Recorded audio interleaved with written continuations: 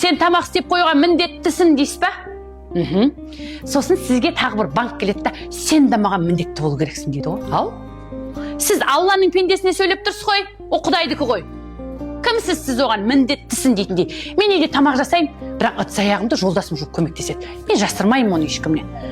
Себебі бізде ол менің күйеуімнің подкаблучниктігі емес ол. Ол просто взаимодействие, адам бір-бірімен қарым-қатынас жасап диалект құратын, міне жай болған нәпсі, мына ересек адам бір-бірімен диалог құрады. Ернар аға, қараңызшы, ол адамдар бір-бірімен диалог құрады, сөйлеседі. Айтады да, мен например шаршап тұрмын десек деген кезде көмектесе салу. Сен міндеттісің, не қатынсың дедің ба? Болды. Сізге де бір банк келеді. Ернар, сен маған ананың деңгейін сіз қаншалықты төмен түсіресіз плинтусқа дейін.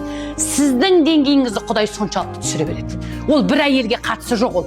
Кез келген адамға барып тұрып бүйтіп қарадыңыз ба? Құдай сіздің үстіңізге сөйтіп қаратып қояды ғой.